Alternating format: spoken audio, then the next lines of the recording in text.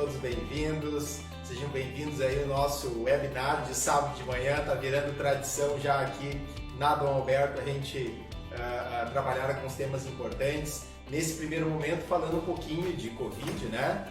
Mas quem sabe não, seguramente nos próximos nós já vamos ampliar a nossa gama de assuntos, porque afinal de contas o direito precisa de evolução e precisa de discussão para poder evoluir. Hoje nós temos um convidado muito especial, que é o professor Leonardo Fetter. Bom dia, professor Leonardo, tudo bem? Bom dia, Diogo, bom dia pessoal que está aí nos acompanhando nessa manhã de sábado, um prazer, uma satisfação, na verdade é uma alegria, né, poder estar aqui conversando com vocês, batendo um papo legal, leve, solto, né, com o meu amigo Diogo. Nós vamos complicar ele um pouco, vamos falar mal dele aqui, porque ele me conhece há muito tempo, então a gente vai aproveitar aqui para botar o papo em dia, né? Vamos junto então passar essa boa manhã de sábado.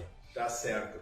Pessoal, algumas questões importantes aqui para nossa atividade, tá? Primeira coisa, enviem as perguntas lá no texto do Facebook, certo? Que nós vamos analisando e à medida em que é possível nós vamos repercutindo, fazendo as perguntas aqui, os comentários, enfim. Então, muito importante a participação de vocês.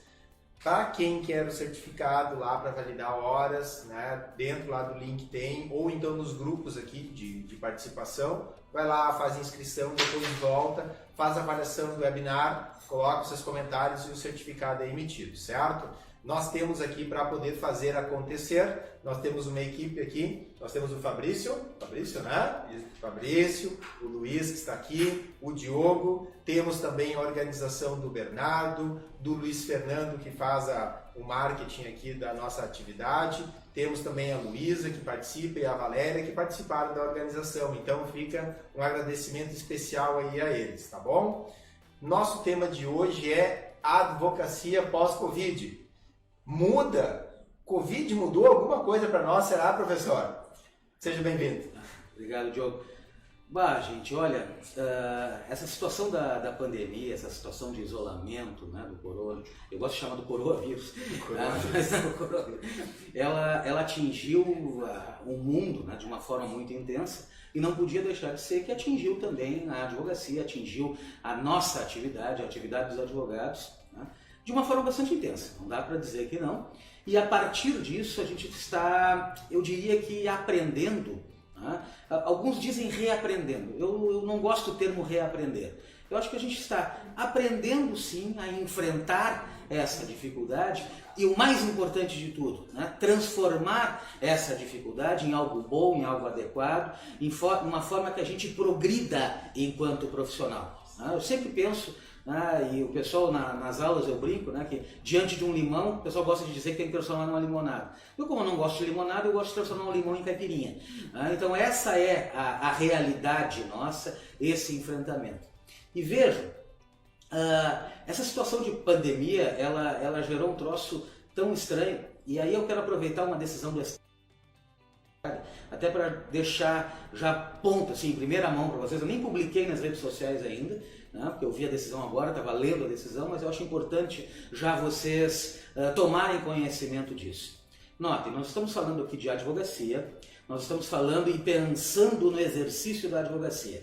Quem é o advogado? O advogado, segundo o artigo 133 da Constituição, é um ente, né, indispensável para a administração da justiça. Então não existe justiça sem a presença do advogado. E esta pessoa, este cidadão, para se tornar advogado, ele tem que preencher determinados requisitos. Qual é o requisito? Inscrição na OAB. Para inscrição na OAB, tem que preencher os requisitos do artigo 8º do Estatuto. Pois bem, nós tínhamos isso como uma cláusula definitiva, que ninguém sem inscrição na OAB pode exercer a advocacia. O STF mudou isso nessa madrugada, onde definiu que o defensor público pode exercer esta função de advogado, exercer as atividades privativas, teoricamente, agora nós vamos ter que mudar essa denominação, nem pensei numa nova denominação ainda, mas aquilo que a gente chamava de atividade privativa da advocacia já não é tão privativa, porque o defensor público pode atuar naqueles atos que eram de exercício privativo da advocacia, agora é também da Defensoria Pública, já não é tão privativo assim. Ah, mas isso já não era assim? Não, não era. Tinha uma decisão do STJ, relatada pelo ministro Herman Benjamin, e que foi objeto de suspensão ante recurso da OAB, e aí tinha, a OAB levou até o STF, foi relatada pelo ministro Gilmar Mendes, e houve, todos os demais ministros concordaram com ele. Então, hoje, a partir de agora, sim, o defensor público pode exercer atos de advogado sem ter inscrição na OAB, sob o argumento de que ele tem regras próprias, legislação própria, e a aprovação no concurso é suficiente para lhe autorizar esse exercício, essa circunstância. Então, fecha parênteses, mas era importante colocar isso de início, já para que vocês enxerguem essa circunstância, essa situação. Professor, você tem 25 anos de docência em graduação, pós-graduação, certo? Dá aula em cursinho, conhece o Brasil todo, advoga já, acho que, se não me falha a memória, 32 anos? Isso? 30 anos. Tem uma experiência gigante, além de ser mestre, especialista e mestre em Direito, certo? Como que você, a partir dessa experiência, vê o bacharel, e na prática é justamente isso, né? O defensor ele não vai deixar de ser formado em Direito. Ele vai ser bacharel, ele não vai precisar prestar o exame de ordem e ser inscrito na OAB. Como que você vê já, se é possível ter uma perspectiva de como isso vai ser, pode repercutir depois na atividade do defensor? Diogo, eu vejo essa repercussão sobre outros aspectos, outras situações da advocacia pública.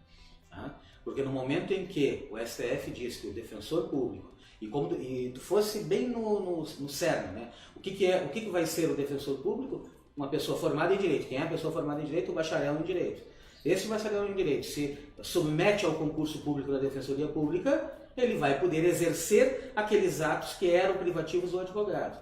Só que essa decisão hoje é do defensor público. A gente pode depois chegar ao procurador do Estado, a gente pode chegar ao procurador do município, se ele tiver regime jurídico próprio. Sim.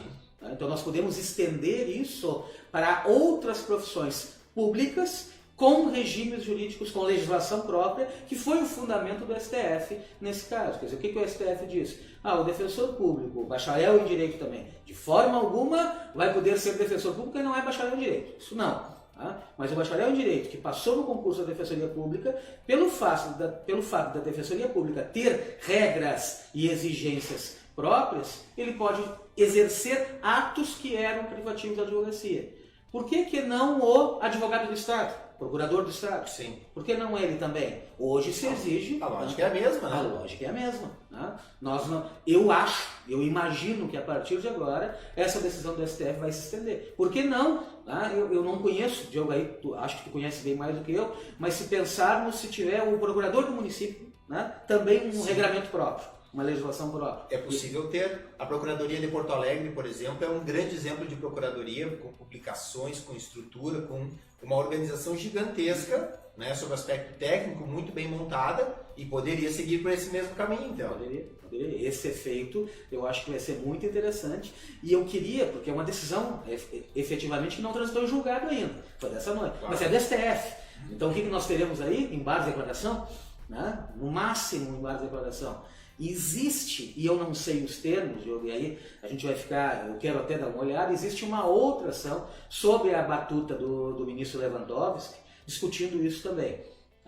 Então, o que poderia, mas acho difícil acontecer uma decisão conflitante se criar alguma circunstância nesse sentido. Acho que não. Eu acho que a decisão agora ela vai se tornar definitiva e vai ter efeitos, como bem tu chamasse a atenção, muito interessantes, muito grandes. Eu não posso dizer, Diogo, aí seria uma situação de se chamar para a advocacia uma responsabilidade que eu não acho certo, mas dizer, olha, só pode advogar quem demonstrou ter cumprido aqueles requisitos do artigo 8º. Não quero chegar nesse ponto, mas eu não estou de forma alguma aqui dizendo que o defensor público não tem condições de ser um excelente advogado, que um procurador do Estado, que um procurador do município.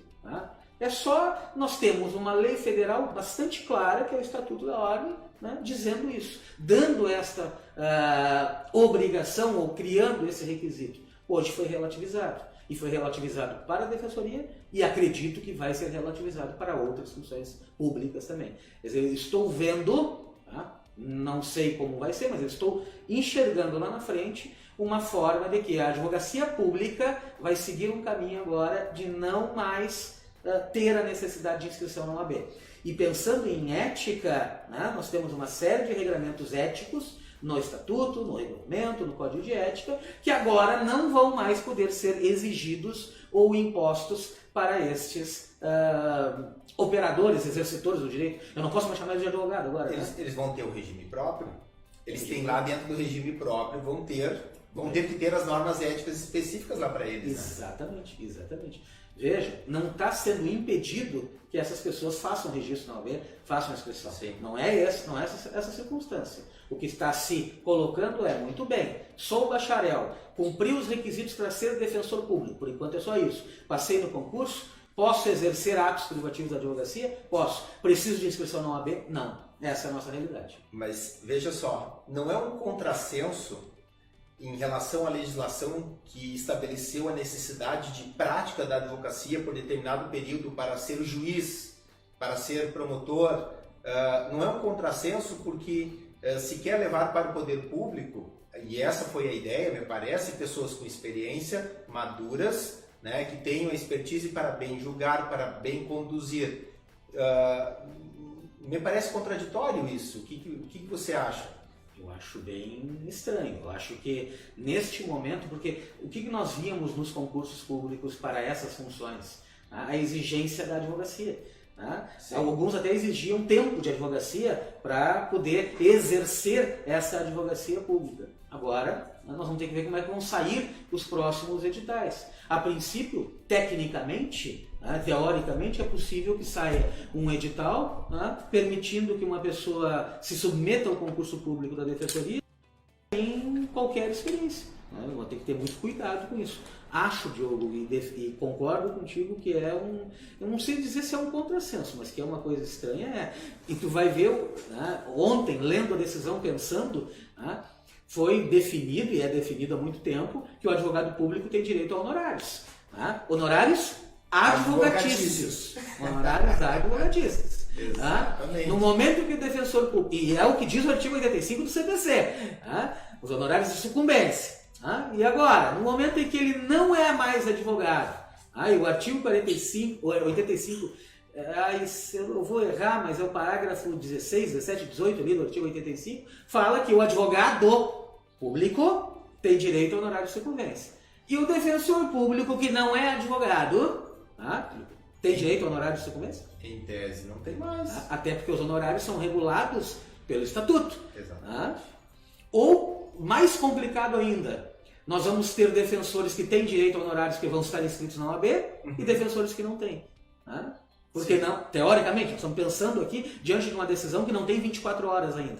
Essa é a nossa realidade. Então, até isso, a pandemia, eu estou chamando, colocando a culpa na pandemia, mas é uma situação que está sendo discutida desde 2015. Então não é nova essa discussão. São 5 anos de discussão, 5 anos lá entre STJ e STF, essa discussão que foi resolvida e solucionada ontem. Professor, deixa eu só fazer uma coisinha aqui. Eu acho que caiu o sinal, então eu vou virar para você aqui, que você precisa estar até que caia. Eu bati o pé aqui e foi um acidente meu, certo? Veja só, vocês estão percebendo que nós estamos na mesma sala, nós estamos mantendo a distância regulamentar de 2 metros, né, professor? Isso aí. Para manter aqui o distanciamento do Covid, certo? Uma coisa importante, eu até brincava aqui na chamada da live. O que nós podemos fazer a partir de agora de publicidade? Não mudou muita coisa, na verdade, no que se refere ao que era permitido, mas a virtualização entrou na nossa vida.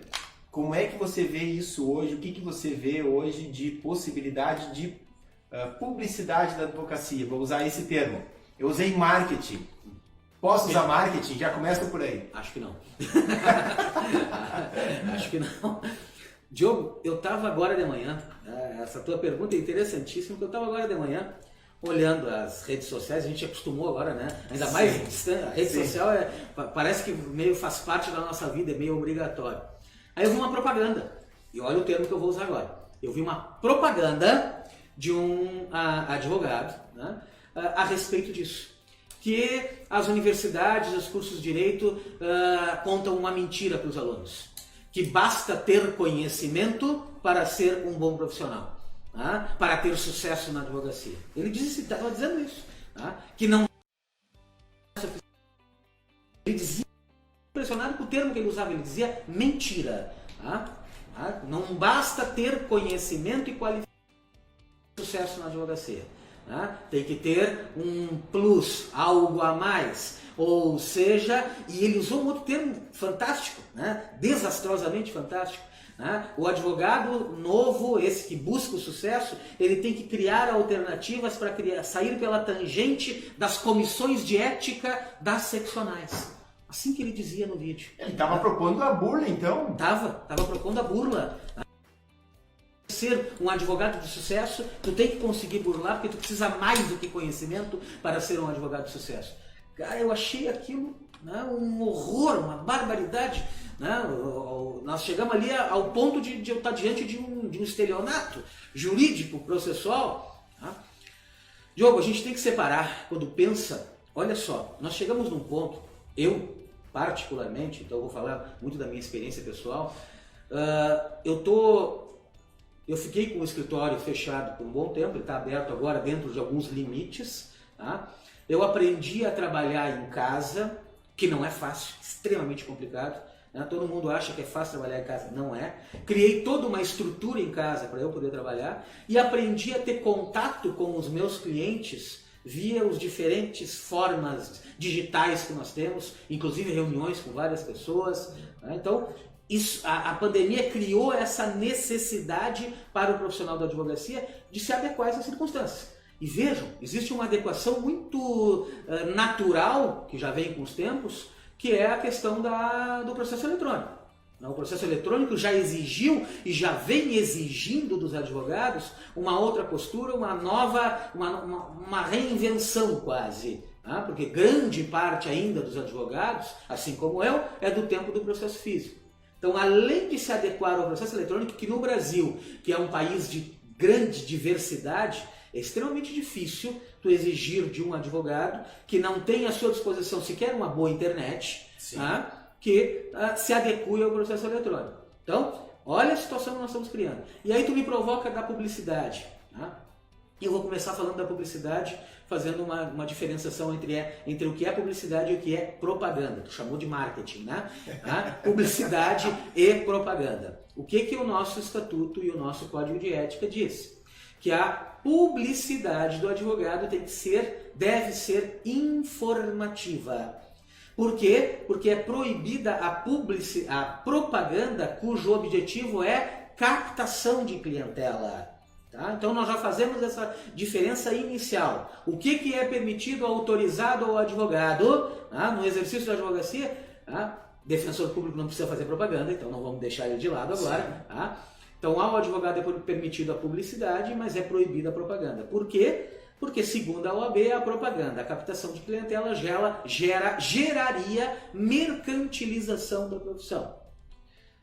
Eu já vou dizer de cara que eu discordo frontalmente disso. Eu respeito a regra, eu ensino a regra, eu acho que ela deve ser respeitada, né? Obedecida. Eu só tenho o direito de não concordar com ela. Por que eu tenho o direito de não concordar? Porque está explicitado em N países no mundo a possibilidade do advogado amplamente divulgar os seus serviços, tá? Inclusive com marketing jurídico. Sim, não há problema nenhum. Agora, no Brasil, nós temos esse pudor. Tá? E é um pudor, Diogo, que me incomoda um pouco, porque vamos ser claros e honestos. A gente trabalha na advocacia porque gosta? Sim. A gente trabalha na advocacia porque dá prazer, é satisfação, é vocação? Sim. Mas a gente trabalha também por sustento. Tá? Então nós temos que ser remunerados por esse trabalho, por essa prestação de serviço. Então quando se diz assim que a advocacia não pode partir por viés da mercantilização, né, a gente quer dizer que eu tenho que trabalhar de graça? Quer dizer que eu tenho que trabalhar sem ser devidamente, honestamente, justamente remunerado? Isso me incomoda um pouco. Me incomoda, e já houve discussões muito grandes no Conselho Federal a esse respeito. Tá? Mas hoje a publicidade do advogado é extremamente limitada. Muito bem, publicidade do advogado é limitada, legal. Mas vamos pegar um troço, aquelas coisas simples assim, olha, eu e tu, que temos sociedade de advogados, para uma publicidade nossa ser legal, ela tem que ter lá o número da nossa OAB. Por quê, Diogo? Qual é a razão? Por que se eu não botar o número da OAB, minha publicidade vai ser ilegal, abusiva, desproporcional? São coisas assim que não entram na minha cabeça.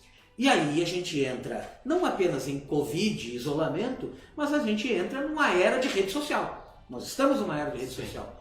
Quais os limites de uma publicidade, que não pode ser propaganda, que o marketing tem que estar muito limitado? Quais são os limites em redes sociais? Facebook, Instagram, Twitter, eu não sei mais quais são as outras que tem aí.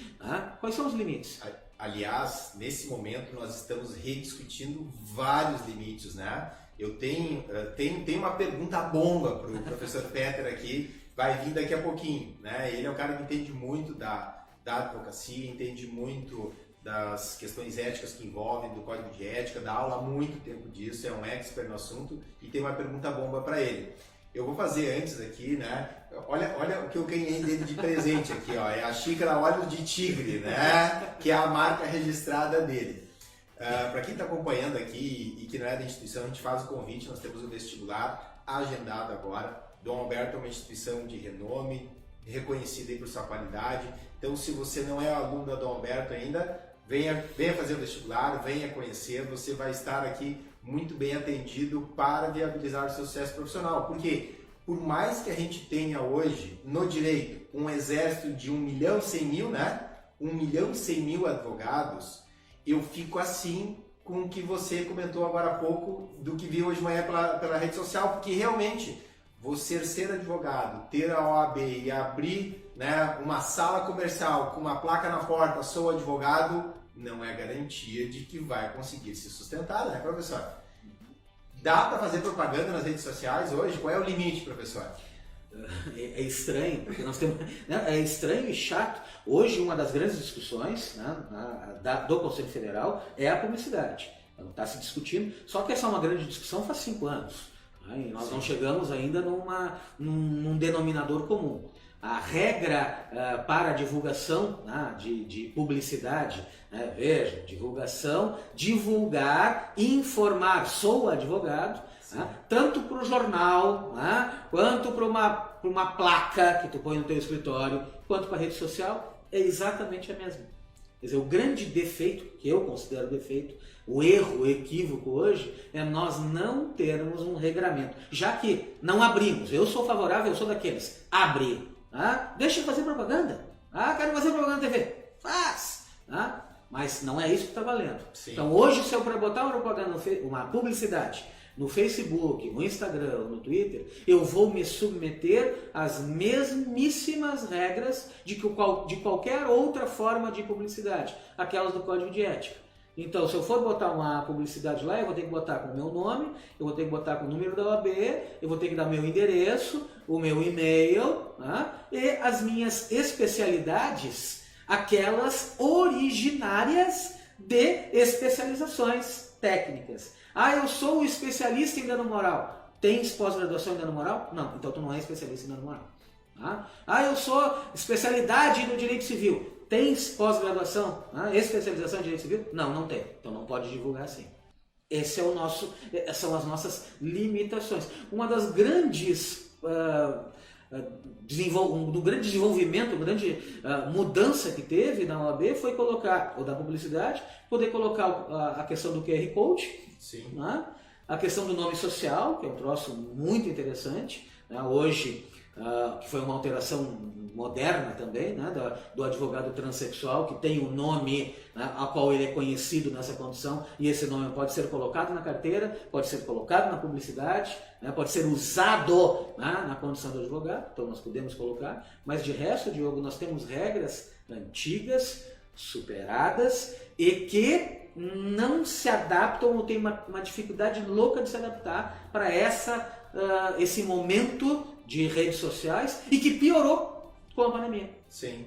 Hoje a pandemia ela gerou uma dificuldade louca. Se a gente for pensar, eu digo isso na aula, e eu guardo as publicidades, se eu for pensar, eu vou exagerar, talvez 70% das publicidades não correspondem ao regramento ou aos limites do Código de Ética.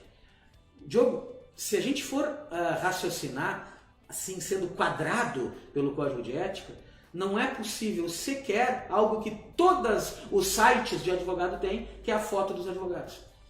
Se eu for analisar assim, de forma clara, precisa, eu não vou poder colocar o que todos os sites de advogado põem, lista de clientes. A foto do prédio. A foto do prédio. A foto do prédio, a foto do endereço, né? Tem um advogado famosíssimo, Cacai, né? Ele pode, se ele quisesse, por exemplo, colocar lá na carteira, né, da OAB dele, ele poderia colocar só Cacai. Imagino que essa seja uma pergunta dos nossos acadêmicos, então por isso eu te faço ela. Não pode. Não pode. Não pode. Mas ele é conhecido Mas ele é conhecido. Mas ele é conhecido. Quer dizer, se o Cacai, se ele conseguisse, vamos inverter, se ele conseguisse junto à OAB, junto à sua seccional, né, inserir no seu nome de advogado Cacai, aí sim. Agora não porque ele é conhecido, é a questão do nome social. Né? Ah, eu sou conhecido com o nome social tal, mas eu fiz a minha inscrição com esse nome social? Não, então não posso usar. Mas aí seria aquela mudança que tem lá no Código Civil que permite colocar o apelido. Exatamente. Que nem a Xuxa, né? Xuxa. O Pelé também Exatamente. Colocou.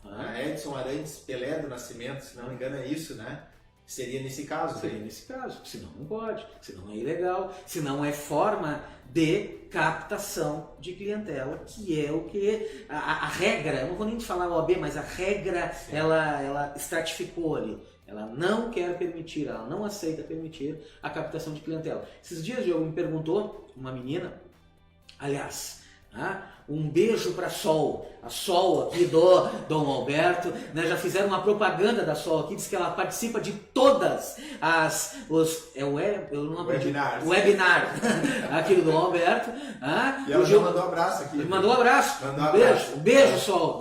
Estou te conhecendo assim de longe, né? Mas o pessoal te adora aqui. Disse, olha, tem que mandar um abraço para a Sol. Ela é a primeira sempre a se conectar, então um beijo para ti, Sol. Aliás, a professora Erotide está lhe mandando um abraço, a professora Ana Krug está lhe mandando um abraço, a Denise Silveira coloca aqui, verdade, olha que sou junto com o Diogo das antigas, fui aluna desse mestre, né? Eu comentei agora há pouco com o pessoal que estava aqui que o Fetter foi meu professor, né? A diferença é que eu tô velho e ele continua com cara de guri, né?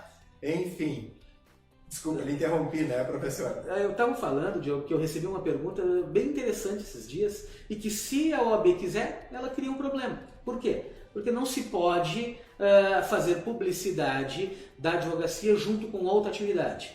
Tá?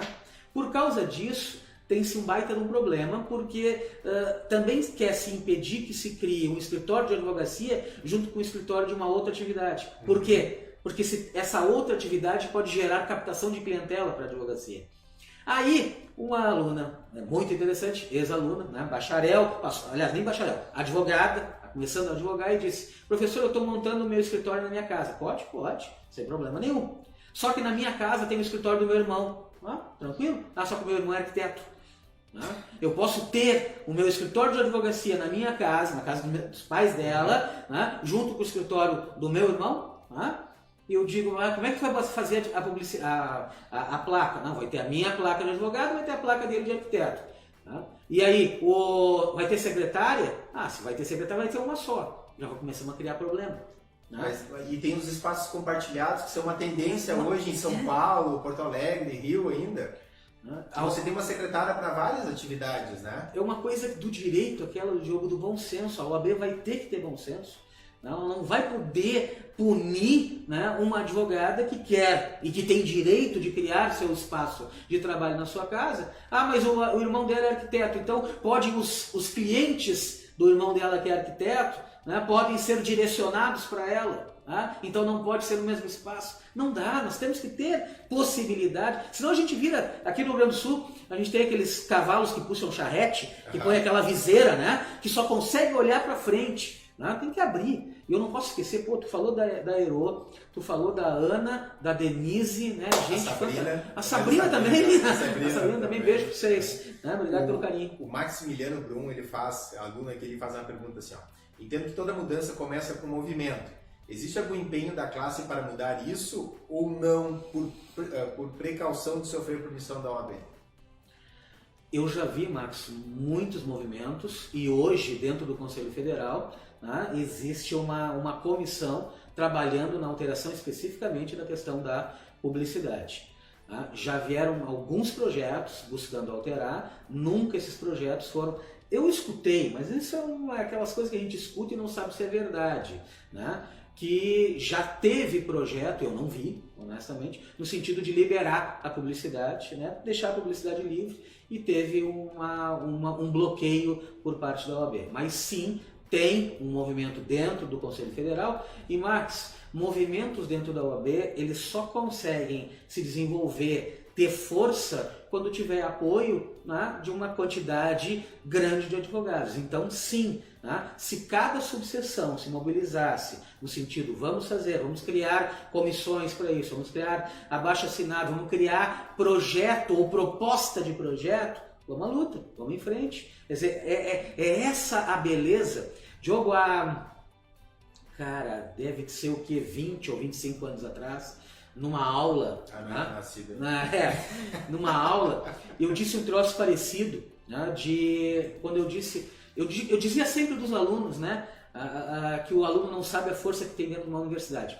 No final de um curso de Direito, numa turma de formandos, eu disse, né, que os jovens advogados não sabiam e não usavam a força que eles têm dentro da OAB. Tá? Vieram me recordar isso há poucos anos atrás. Tu lembra, Fetter, quando tu disse isso na aula? Eu não lembro. Pois é, por causa daquela tua fala, nós saímos dali, todos aqueles que se formaram naquela turma, criaram a primeira comissão do jovem advogado. E vejam, dentro do Rio Grande do Sul, que foi lá em Santa Maria, eles eram advogados, alunos de Santa Cruz, mas que foram para Santa Maria e criaram a primeira comissão do jovem advogado. Eu nem sabia. O Ricardo? Não era o Ricardo? Era o Ricardo, né? O Ricardo, o marido da Jaque, Sim, esqueci. O Gustavo. Gustavo, né? Foi o Gustavo que participava do diretório acadêmico aqui, né? Foi eles que me recordaram isso, né, nesse sentido. Então, quando tu pergunta, Max, o que se existe movimento? O movimento, ele surge assim, ele surge das subseções, ele surge dos advogados, ele surge das necessidades. Então, uma coisa que eu vejo muito, né, é que as pessoas, eu digo isso muito, agora eu vou ser linchado depois, né, mas a magistratura, né, ela impõe regras, exigências para os advogados, muitas vezes, de bem própria de pessoas que não têm a mínima ideia do que é ter um cliente, do que é atender o cliente, né, e das dificuldades do exercício da advocacia. Às vezes na OAB eu vejo isso também. Né? Lá em cima, lá em Brasília, no Conselho Federal, eles não têm a mínima ideia do que é advogar aqui no chão de fábrica. Né? Então está na hora da gente mudar isso. Né? E só se muda com força, com vontade, com determinação, com união desses jovens, médios e velhos advogados, mostrando, olha aqui, ó, a realidade é essa. Então vamos, Montesquieu dizia-te, e eu gosto muito dessa, ele dizia que as leis, que a gente analisa um povo pelas leis. Como assim pelas leis? Pela obediência e aplicação da lei. Não adianta ter uma lei boa que não consegue ser aplicada. Não adianta a gente aceitar leis que a sua aplicação, né, acaba atingindo o cidadão, limitando, tolhendo o exercício de uma profissão. Então está na hora da gente pensar em mudar isso. Duas questões, tá? Duas coisas. A primeira delas, a pergunta bomba vem depois, tá? E o questionamento. Aqui na instituição, em razão do Covid, a instituição fez uma compra do sistema Google Education, que é para ter o serviço de aula EAD, com lousa, com não sei mais o que, aquele monte de coisa, e os professores e alunos estão nessa adaptação, enfim, está sendo o máximo, certo? É o mesmo sistema que daria, por exemplo, para o advogado atender o cliente em casa. A medicina tinha uma restrição tremenda quanto a isso, da telemedicina, por telefone, porque nos Estados Unidos, acho que você pode ligar e fazer atendimento por telefone, diagnóstico por telefone, receita por e-mail. Como que você vê esse atendimento aqui do advogado não só agora em teletrabalho, né? Mas de um modo geral a advocacia ser prestada à distância. Eu acho que vai ter que ser regulamentado urgentemente isso. Eu acho que isso é um dos caminhos e futuros da advocacia. Eu tenho certeza, eu tenho convicção, eu estou convencido disso. Eu estou aprendendo a fazer isso, Diogo. Tá? O advogado que não aprender, que não se acertar com essa circunstância, o trem vai passar por cima dele. Aí tu me pergunta, tem regulação? Não, não tem. E aí eu vou usar um princípio geral do direito, que não é proibido, é permitido. Tem. Nós temos que ter, nesse momento agora, uma saída. E essa tua colocação no sentido de que não é só em termos de pandemia, Diogo, eu estou vendo, o futuro vai me desmentir ou não. Eu estou vendo, a partir da pandemia, uma nova forma de advocacia, inclusive com a existência de escritórios. Eu estou partindo de um pressuposto que no futuro nós não teremos escritório físico, aquele lá, bonito, o prédio bonito, né? Aquele que quer botar a foto.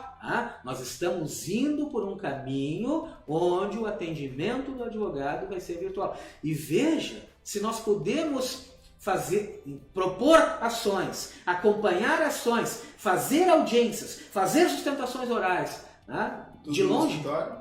Ou em casa? Ou em casa.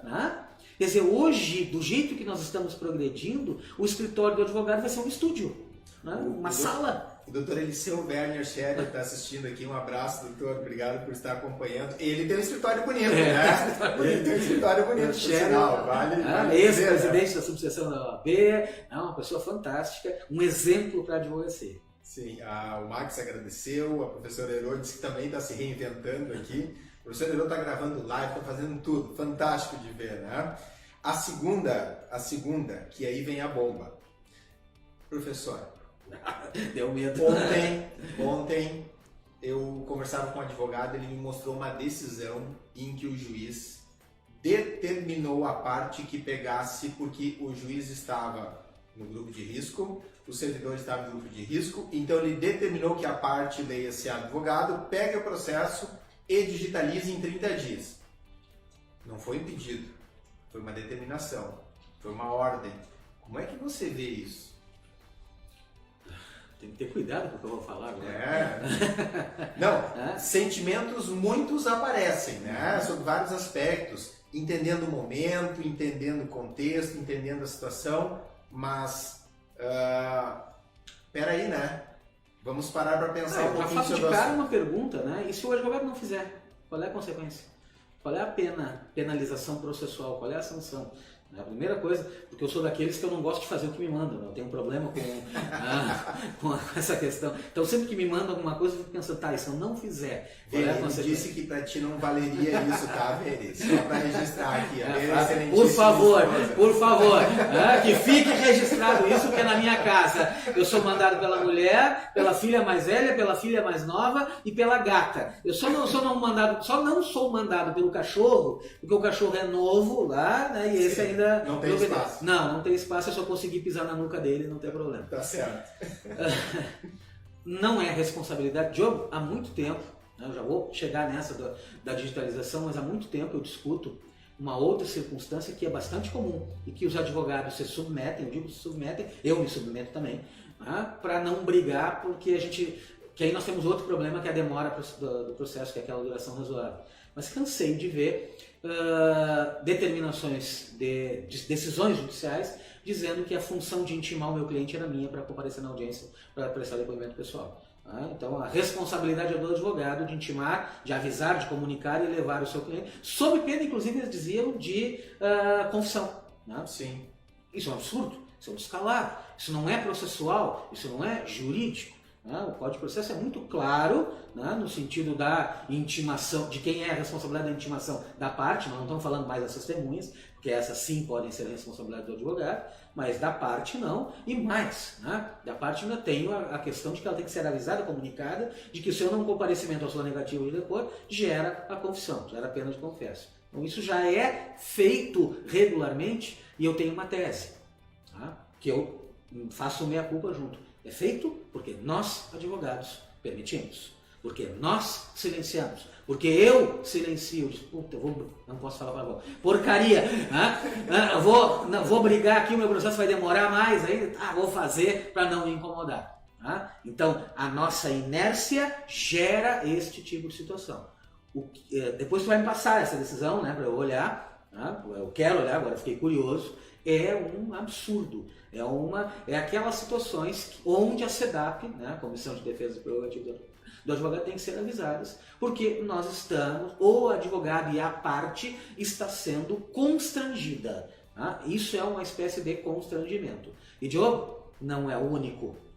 Não é o único. Por quê?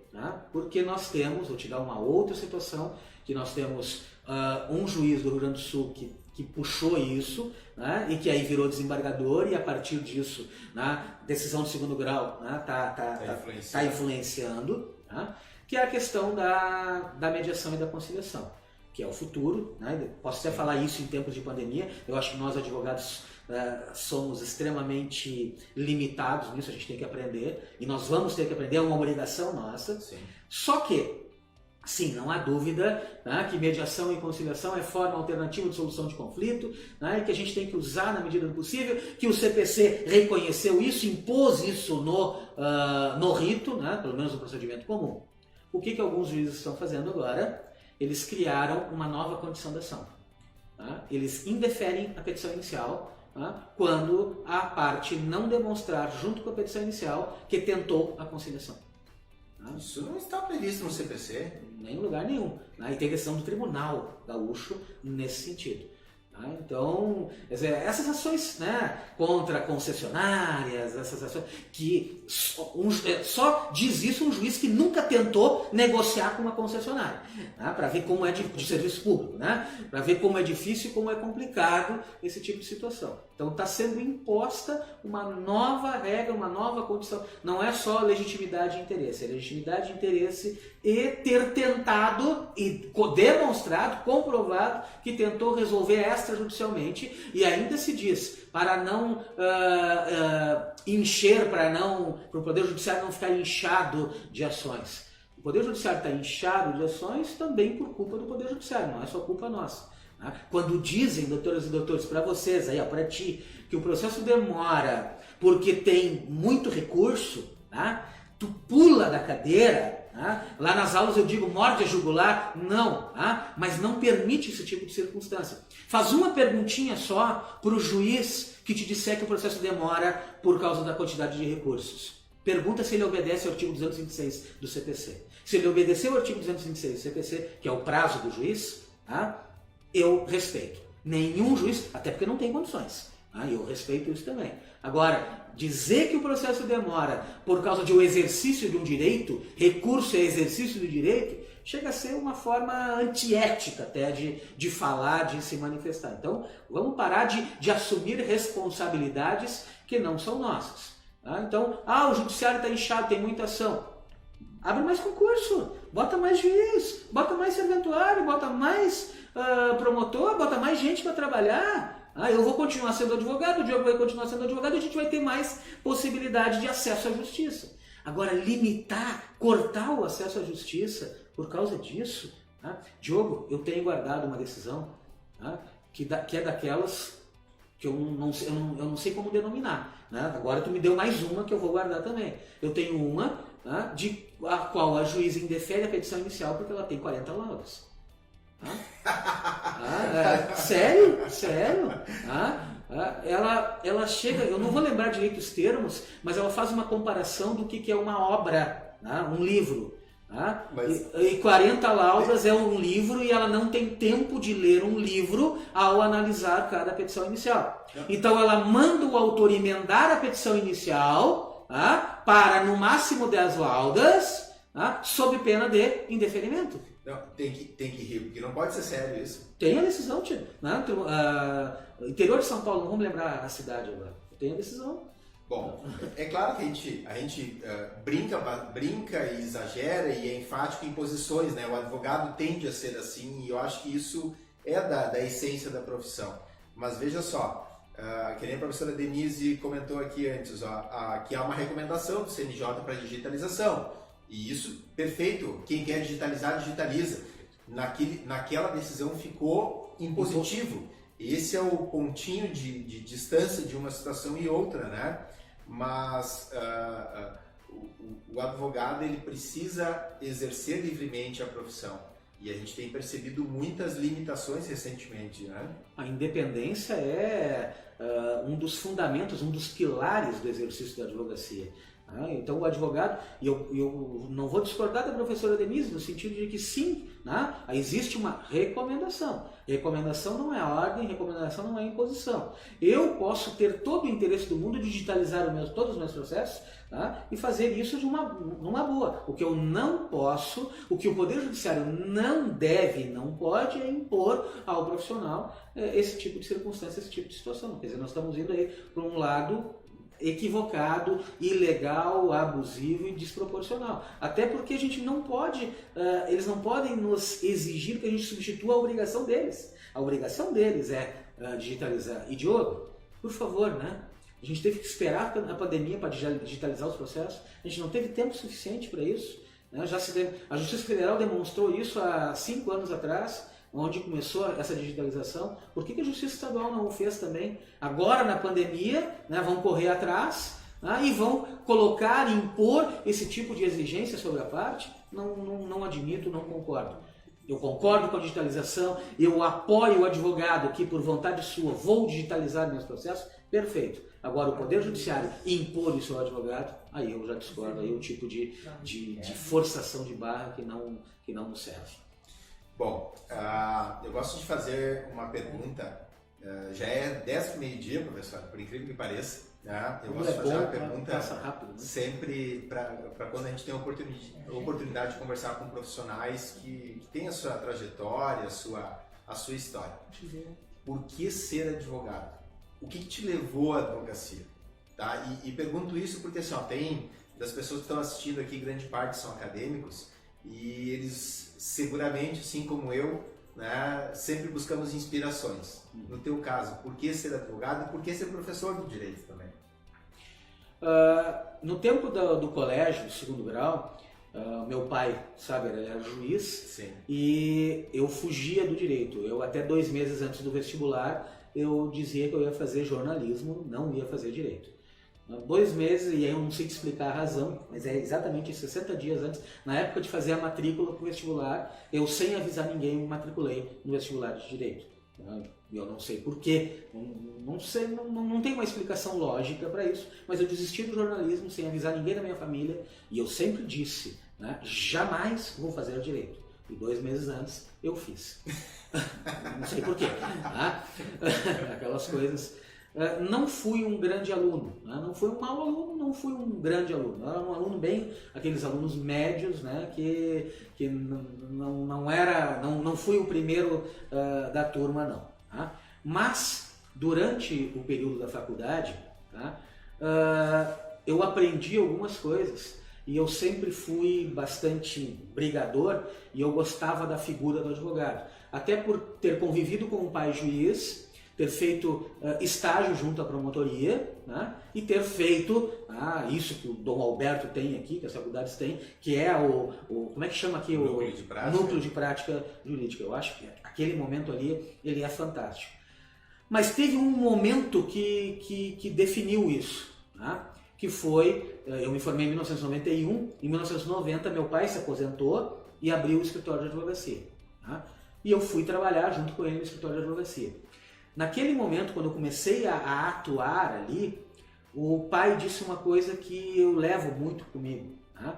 Ele disse assim, ele recebia muito aqueles convites, né, como juiz aposentado, para participar de reunião disso, reunião daquilo, né? E ele e ele nunca participou de nenhum. E eu disse, por que tu não participa? Porque ele disse que no momento em que, e ele pegou a carteira dele, no momento em que, na minha carteira que diz que eu sou advogado, eu sou advogado, né? Eu não sou mais juiz, eu sou advogado. E é esta profissão que eu quero, é isso que eu vou brigar, né? É aqui que eu vou atuar, é aqui que eu vou exercer. Aquilo entrou assim, sabe, nas minhas células, no meu DNA, eu disse, interessante, legal, né? Vou à luta, né? E aí naquele ano e meio ali, eu fiz muita coisa dentro do escritório que me agradou demais. Sim. Mas aí, Diogo, surgiu uma outra coisa, que eu acho que atinge todo o bacharel de Direito. Tá, né? Quem tem advogado sabe que tem altos e baixos, eu estou falando financeiramente, né? Se manter objetivamente. Tá? E aí, não é mais fácil, não vou nem dizer mais fácil, mais tranquilo tu ter um salário no final do mês? Ah, é. Para ter um salário bom é concurso público, né? Pois é. Então eu me formei e passei 1 ano e meio estudando para concurso público. Neste 1 ano e meio que eu fiquei estudando para concurso público, eu fiz 2 concursos, um para promotor e um para juiz, rodei nos 2, né? Rodei nos 2, eu vou fazer, né? Não porque eu queria aquela profissão, mas porque eu queria uma segurança que a advocacia não dava. E aí, Diogo, surgiu um troço louco que foi o concurso para professor, onde eu te confesso, eu nunca tinha pensado em ser professor. Eu adorava a figura do professor. Eu tinha professores que eu ficava fascinado com o jeito dele de dar aula, porque eu os escutava e entendia. E existe uma coisa que para mim dá muito prazer, que é conhecimento, sabe? Conhecimento, quando o cara fala assim e acende aquela luz, pá, é isso mesmo. Tá? Então eu morava em Porto Alegre e abri um concurso aqui em Santa Cruz para ser professor. E eu disse, vou fazer. Eu lembro do pai, tu é louco? Ah? Era concurso para Direito Processual Penal. Não, vou fazer. Processo penal. Processo penal. Vou fazer. Você tem um rostinho de processo penal, sabendo. Aí tinha 5, eu e mais 4. 4 promotores e eu.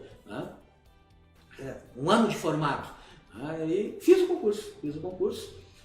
E nessa época de Porto Alegre eu virei, que eu passei 1 ano e meio lá, eu acordava de manhã, eu ia para a biblioteca e ficava na biblioteca até a noite. Até porque eu morava num lugar horrível. Pra vocês terem uma ideia, o banheiro tinha limo no chão. Era horrível.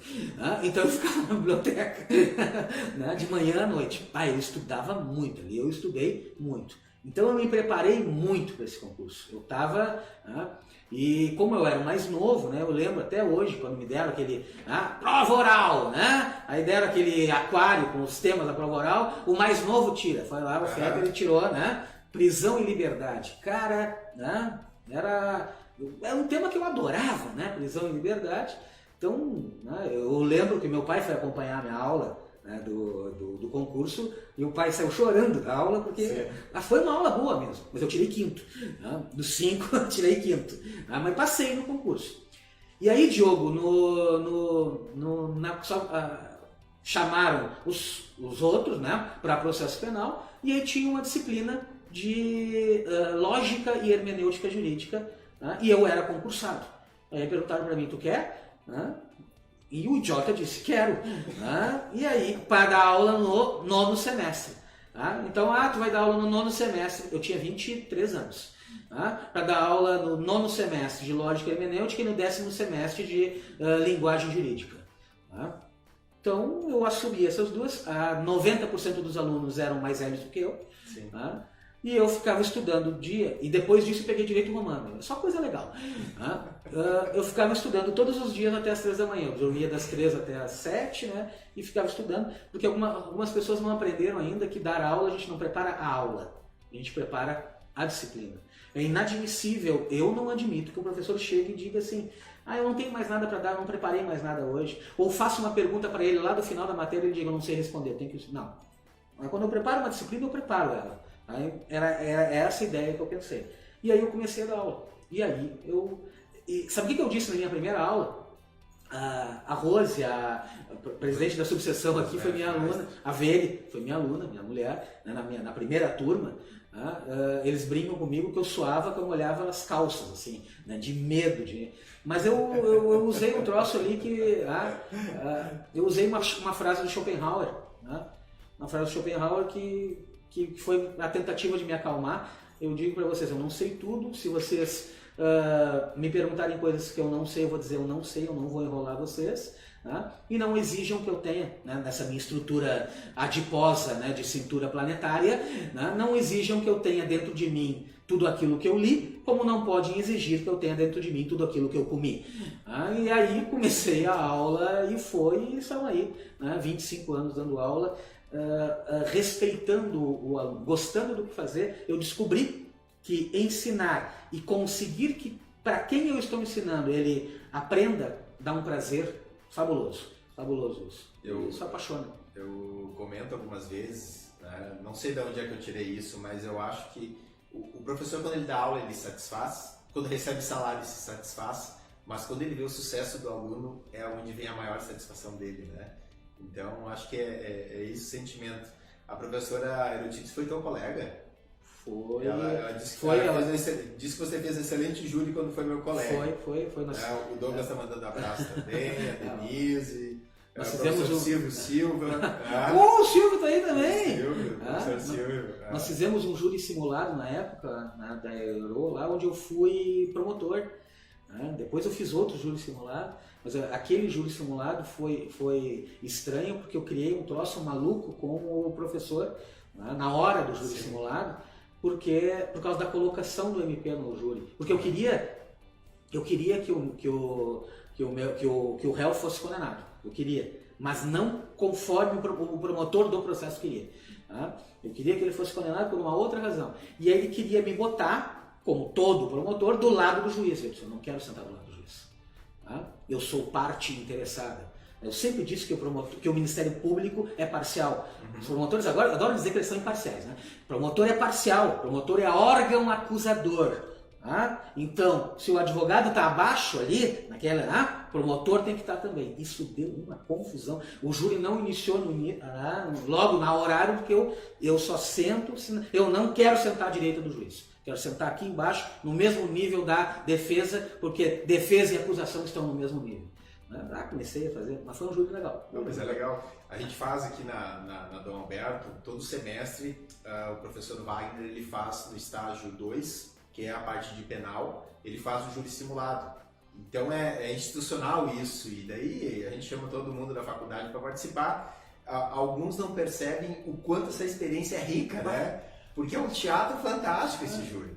É um teatro fantástico esse júri simulado, né? Você leva para a vida depois. Aquilo ali as pessoas não percebem, e quem critica nunca participou, né? Nem como atuando, né? Nem como professor, e nem assistindo, né? Porque ali a gente aprende muita coisa. A simulação, ela ajuda demais na compreensão, né? na qualificação do estudante. A realidade é essa. Tem muita gente que não gosta, mas eu defendo.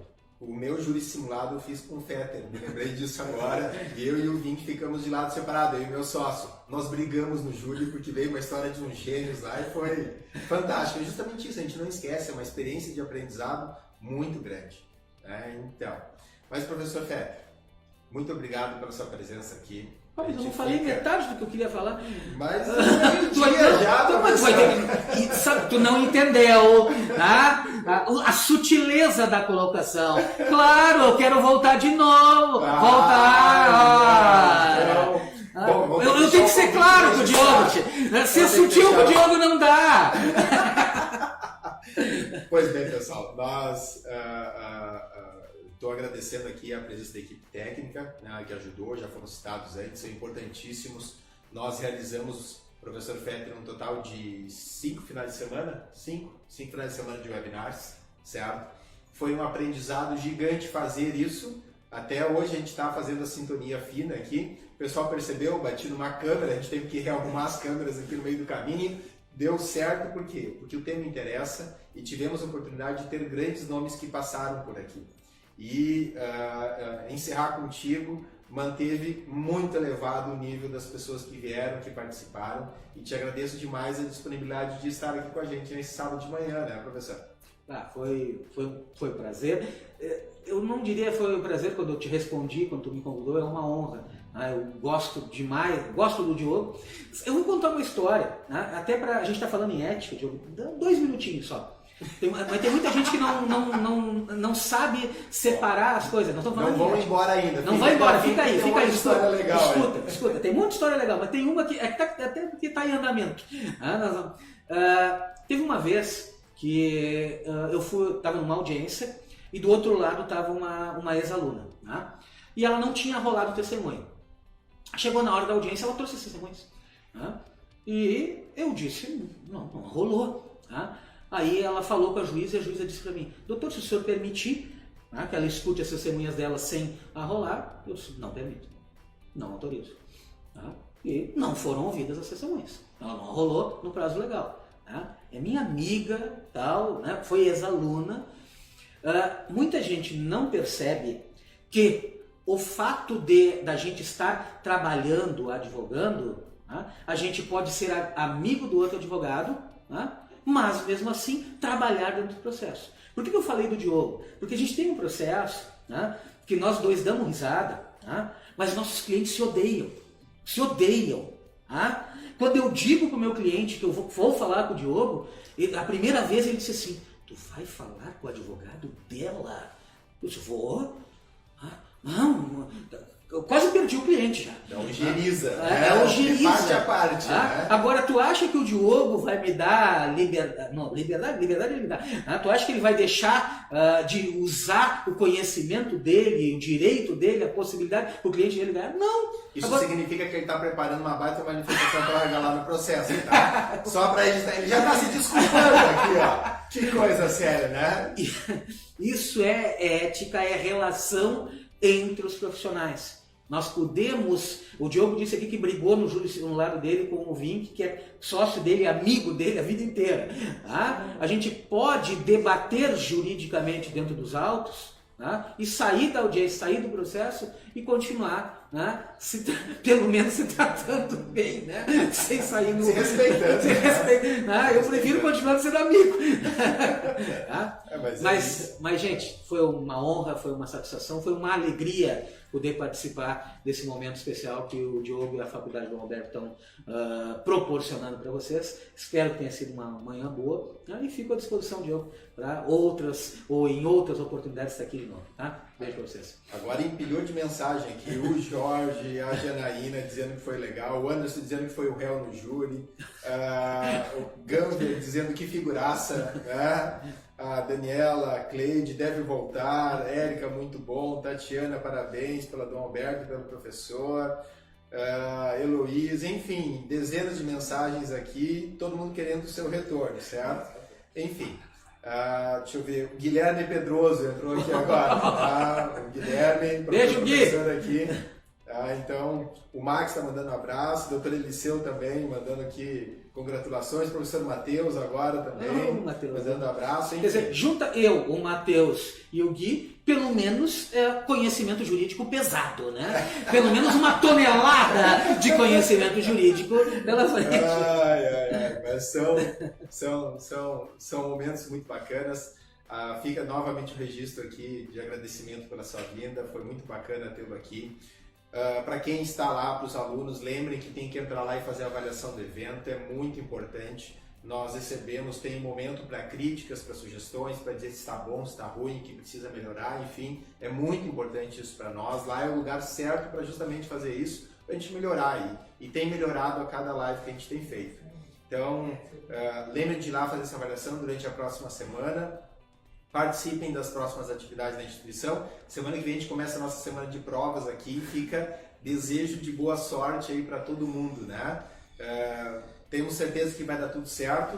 E vejam só, terminou o período do semestre, está terminando com Covid, sem Covid, a gente seguiu em frente e é assim que as coisas têm que ser, tá bom? Obrigado a toda a equipe técnica, obrigado para quem está acompanhando aí.